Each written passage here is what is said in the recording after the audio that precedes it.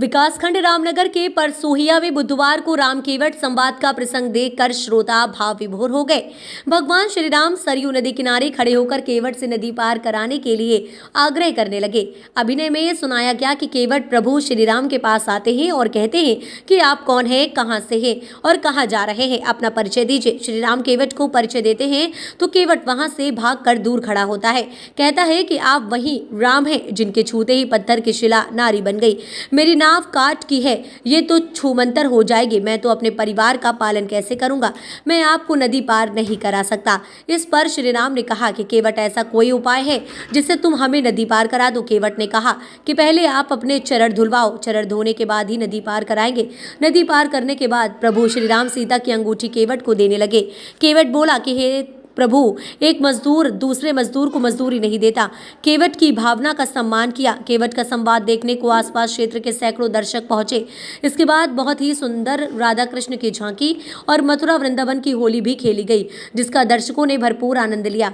मान संज्ञान कमेटी के पदाधिकारी पूरे समय व्यवस्था में उलझे रहे।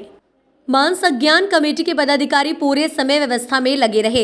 इस मौके पर मुख्य संरक्षक राम कुमार सिंह, जग नारायण सिंह, मुख्य व्यवस्थापक गिरजेश सिंह, घिराऊ चौधरी, अशोक सिंह, राम बहार सिंह, जय बहादुर सिंह, राजेश चौधरी, आदित्य सिंह, राजदेव चौधरी, पूर्व जिला पंचायत सदस्य रामपाल, राम केवल, चंद्र शर्मा, इंद्रेश आदि कई लोग मौजूद रहे।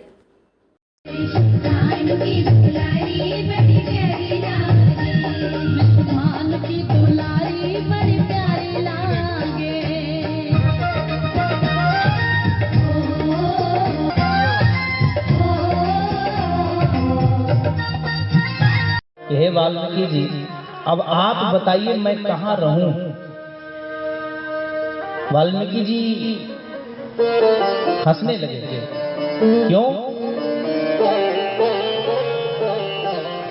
पूछूं मोहि की रहो कहाँ, मैं पूछत पूछा जान हो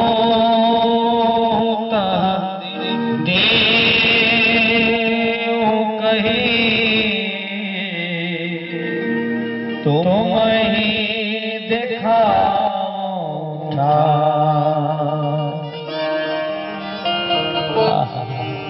वाल्मीकि जी ने कहा एक बात बताइए, आप हमसे पूछ रहे हैं कि मैं कहाँ रहूं? सृष्टि के खबर सिर्फ सच की।